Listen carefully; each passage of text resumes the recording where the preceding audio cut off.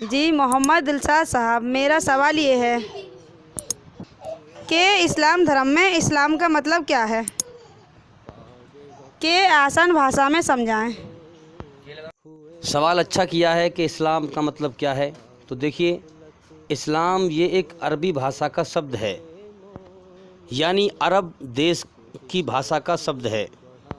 अब क्योंकि सारी कायनात का मालिक एक है, सारे इंसानों का मालिक एक है, तो इस संसार के सच्चे मालिक अल्लाह ताला ने, ईश्वर ने अपने आखिरी पैगंबर मोहम्मद सल्लल्लाहु अलैहि वसल्लम को अपना पैगाम देकर अरब देश में भेजा।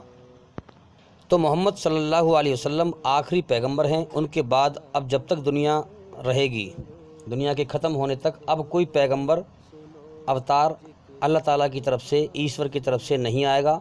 कुरान मजीद आखिरी किताब है और हर इंसान के लिए है, क़यामत तक के लिए, क्योंकि ईश्वरीय रचना सबके अंदर वही चलती रहेगी। जितने भी बच्चे पैदा हो के दुनिया में आते रहेंगे, ईश्वर की रचना सबके अंदर वही आती रहेगी। अच्छाई में सुकून, बुराई से बेचैनी, घबराहट, गलती पर पछतावा, शर्म का मादा, हया का मादा। तो इसी रचना के आधार पर जीवन जीने का तरीका है, अपने मालिक के बताए हुए तरीके पर, रास्ते पर।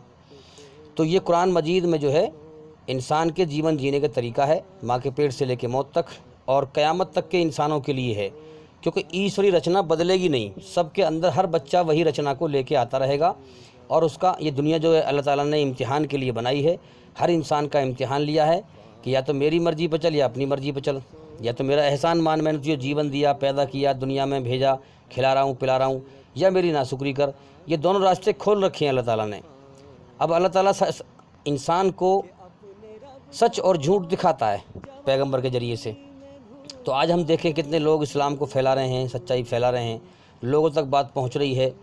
अब इम्तिहान ये है अल्लाह की तरफ से, कौन घमंड में पड़ा रहता है, कौन अपने मालिक की मर्ज़ी पर नहीं आता है और घमंड में रहकर मरने के बाद नरक की आग में जाता है। मरना सबको है, और कौन डर जाता है अल्लाह से, और कौन उसके अच्छे रास्ते पर चलकर मरने के बाद स्वर्ग को हासिल करता है। रात दिन हम देख रहे हैं दुनिया की ज़िंदगी धोखा है, खेल तमाशा है, ये जीवन कभी भी ख़त्म हो सकता है। कितने लोग रोज़ मर रहे हैं। अब इंसान सच्चाई को देखकर भी अपनी मौत को नज़रअंदाज करता रहे, दूसरों की मौत को नज़रअंदाज करता रहे, तो वो अलग बात है। बाकी दुनिया की ज़िंदगी बेकार है। इंसान यहाँ दुनिया में अपने मालिक को राज़ी करने के लिए आया है। तो लिहाजा ये दुनिया अल्लाह ताला ने इम्तिहान के लिए, इंसानों का टेस्ट लेने के लिए बनाई है। अब चूँकि हम देख रहे हैं भाई कि इस्लाम अरब देश से, बाहर देश से आखिरी पैगंबर मोहम्मद सल्लल्लाहु अलैहि वसल्लम पर आया है और आखिरी किताब है और आखिरी पैगंबर हैं। अब कोई पैगंबर दुनिया में, पूरी दुनिया में नहीं आएगा। इसीलिए अल्लाह ताला ने इस इस्लाम को दुनिया में लगभग हर जगह तक पहुंचा दिया है, ताकि हर इंसान जिसको अपने मालिक को राज़ी करना हो और उसके हुक्म पर चलना हो, जीवन जीना हो, तो वो इस्लाम को देख करके आ सकता है और अपने मालिक की मर्ज़ी पर जीवन जी सकता है, उसकी बनाई हुई रचना के आधार पर, क्योंकि इस्लाम ईश्वरी रचना के आधार पर है। अब चूँकि इस्लाम अरबी भाषा में है, इसलिए लोग इसको समझ नहीं पाते, लेकिन जो समझना चाहता है अल्लाह उसको समझा देता है। जो अल्लाह ताला की खोज करता है, सच्चाई की तहकीक करता है। तो जिस मालिक ने हमें बनाया है, उसने हमारे अंदर अपनी रचना को बनाया है, उस रचना पे आधारित है इस्लाम, जो हमें माँ के पेट से लेकर मौत तक जीवन जीने का तरीका सिखाता है। जिस मालिक ने हमें बनाया है, उस मालिक का तरीका बताता है और उस पर चलकर हमें अमन शांति हासिल होती है। अब ये इस्लाम अरबी भाषा का शब्द है और इसका रूट वर्ड सलाम या असलम आता है। तो सलाम का अर्थ होता है शांति और असलम का अर्थ होता है कि बिना किसी शर्त के अपने सच्चे बनाने वाले मालिक एक ईश्वर के सामने झुक जाना। तो असलम का अर्थ होता है कि बिना किसी शर्त के, यानी कोई लालच ना हो कि भाई मुझे माल दौलत मिले, मैं इस्लाम कबूल कर लूँ, इस्लाम में दाखिल हो जाऊँ, कोई लालच ना हो। बिना किसी शर्त के अपने सच्चे बनाने वाले मालिक के सामने अपने आप को सरेंडर कर देना, झुका देना, अपना सब कुछ छोड़कर, अपनी मर्ज़ी छोड़कर उसकी मर्ज़ी पर जीवन जीना। यही अल्लाह ताला का, ईश्वर का इम्तिहान है कि कौन मेरी मर्ज़ी पे आता है और कौन नहीं आता। सबको इस दुनिया में जीवन का समय दिया गया है और सबका इम्तिहान लिया गया है। जो मर्ज़ी पे आ जाएगा, डर जाएगा, वो मौत के बाद हमेशा का जीवन पाएगा इस नकली जीवन के बदले में। और जो अपने घमंड में पड़ा रहेगा और धरती पर फसाद फैलाएगा, अल्लाह की मर्ज़ी पर नहीं आएगा, अपनी मर्ज़ी चलाएगा, वो मरने के बाद नरक की आग में जाएगा। जिस दिन मरेगा उस दिन देख लेगा। मौत से कोई नहीं बचेगा। कुरान मजीद में साफ ऐलान किया गया है, कुल्लू नफ्सिन जायक़तुल मौत, हर जानदार को मौत का मज़ा चखना है। अल्लाह को राज़ी करो या ना करो, मौत तो आ रही है, मौत से कोई नहीं बचेगा। जो अल्लाह को राज़ी करके मरा वो तो कामयाब है, और जो उसको नाराज़ करके मरा वो नाकाम है, तबाह और बर्बाद है। तो लिहाजा हमारा एक मालिक नहीं है, हमने अपने आँख नाक कान खुद नहीं बनाए, हमें किसी ने बनाया है। हमारा एक मालिक है, उसी मालिक का आदेश है इस्लाम, जो ईश्वरी रचना पर आधारित है। तो लिहाजा हम क्या करें, हमारा इम्तिहान चल रहा है, हम डर जाएं उससे और उसकी मर्ज़ी पे आ जाएं, इस्लाम को कबूल कर लें, अपना सब कुछ अल्लाह के सामने सौंप दें और अपनी मर्ज़ी छोड़कर अल्लाह की मर्ज़ी पर जीवन जिएं, ताकि मरने के बाद जो असल जीवन आने वाला है उसमें हमें कामयाबी हासिल हो। तो इस्लाम और असलम को मिला करके हम समझें कि जिस मालिक ने हमें बनाया है, जिसने हमारे अंदर अपनी रचना को बनाया है, अपनी मर्ज़ी छोड़ करके, क्योंकि पूरी दुनिया धोखा है। इंसान दुनिया को तो क्या समझेगा, अपने आप को नहीं समझ पाता। 50-60 साल की ज़िंदगी है इंसान की, और लाखों इंसानों को अल्लाह ताला रोज़ पैदा करता है, लाखों को मौत देकर उठाता है। तो अक्लमंदी इंसान के लिए ये है कि अपने बनाने वाले के सामने अपने आप को सरेंडर कर दे। ये उसने इम्तिहान लिया है। अगर वो चाहे तो एक इंसान भी एक कण के बराबर धरती पर उसके हुक्म के ख़िलाफ़ नहीं चल सकता, मगर उसने छूट दी है। अच्छाई की राहें भी खोल रखी हैं उसने, और बुराई की राहें भी खोल रखी हैं। और आप जितने भी देखेंगे, जितने भी आदेश कुरान मजीद में दिए गए हैं हराम हलाल पर, जब हम अपनी रचना के अंदर देखते हैं कि हमारा जब गौर करते हैं रचना के ऊपर, तो हमारा मन ये कहता है कि भाई बुराई चाहे एक कण के बराबर भी क्यों ना हो, उसको नापसंद करो। ईश्वरी रचना हमारे अंदर ये इशारा करती है हमें, उसको नापसंद करो, उस पर न चलो। और अच्छाई चाहे एक कण के बराबर भी हो, उसको पसंद करो और उस पर चलो। तो बिल्कुल यानी ईश्वरी रचना हमें ये बता रही है कि बिल्कुल बुराई से बच और अच्छाई पर चल। अपनी आत्मा को जो बुराई की गंदगी से पाक करके मरा, वो मरने के बाद मुक्ति पा जाएगा, स्वर्ग में जाएगा, नरक की आग से बच जाएगा, जो अल्लाह को राज़ी कर जाएगा ईश्वरी रचना के आधार पर। और जो इंसान अपनी रूह को अपनी मनमानी पर चलकर गंदा करके मर के जाएगा, वो नरक की आग में जाएगा, वो कभी मुक्ति नहीं पाएगा।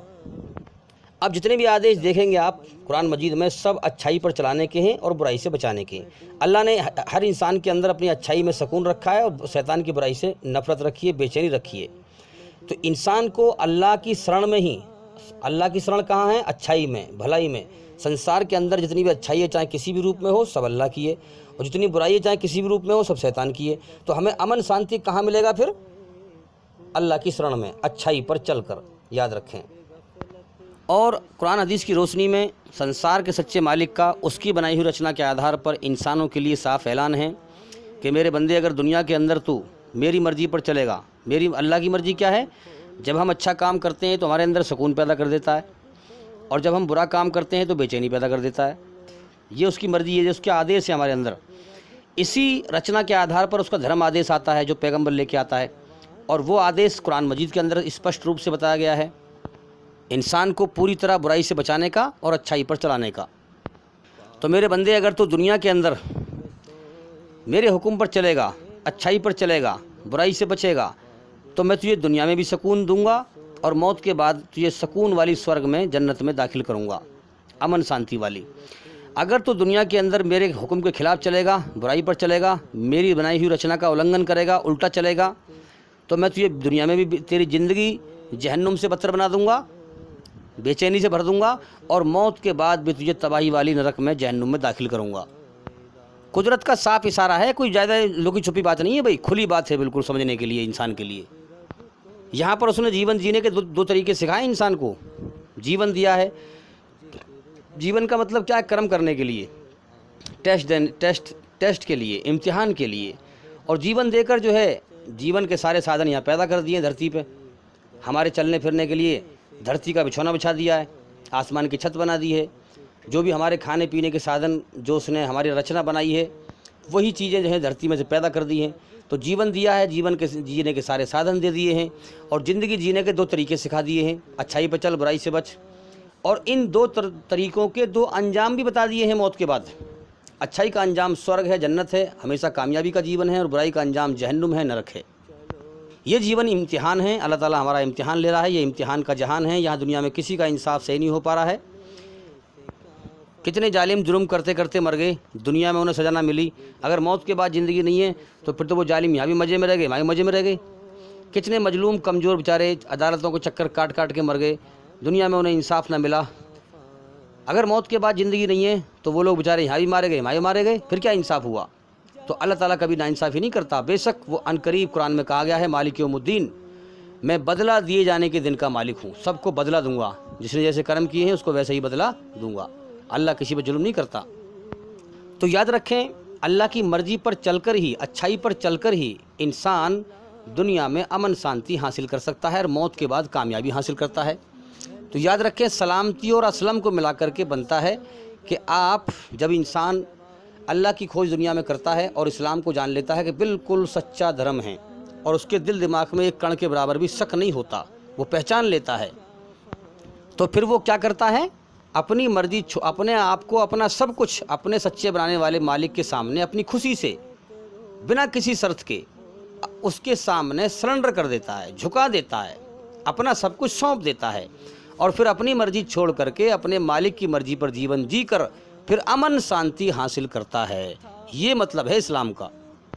और जब वो अल्लाह की मर्जी पर जीवन जीता है तो उसे कहते हैं मुस्लिम, यानी अल्लाह ताला की, अपने सच्चे बनाने वाले मालिक की आज्ञा का पालन करने वाला, क्योंकि वो मुस्लिम ही पैदा हुआ था।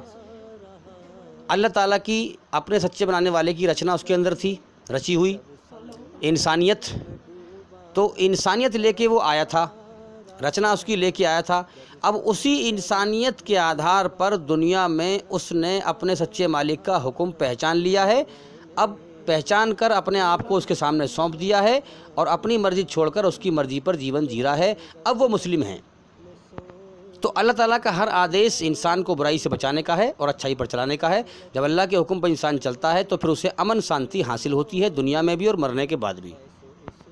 अब आपके अंदर जो ईश्वरी रचना है रची हुई, इस रचना के आधार पर आप इस्लाम में अपने बनाने वाले के आदेश चेक करिए और इस्लाम धर्म का ज्ञान हासिल कीजिए।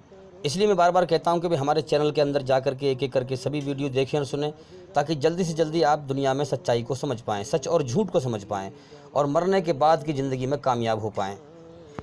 अब देखिए, ईश्वर का अर्थ क्या है? ई आती है, फिर स्वर आता है, ई स्वर। ई का मतलब है इस कायनात के मालिक को इस कायनात के स्वर से पहचानो, यानी इस कायनात के मालिक को, इस कायनात में जो उस मालिक की खामोश कुदरत है उससे उसको पहचानो।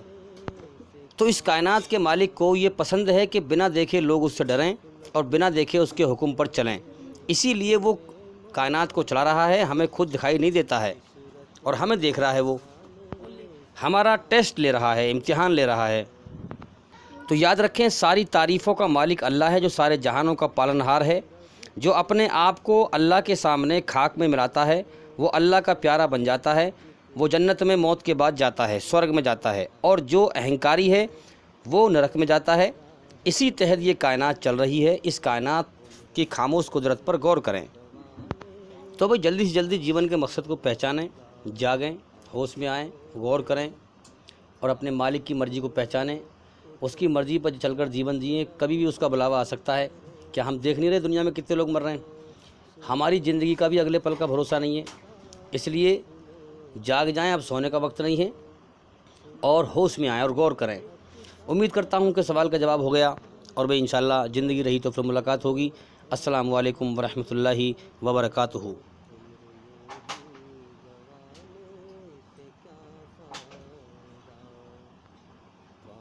गफलत में सोए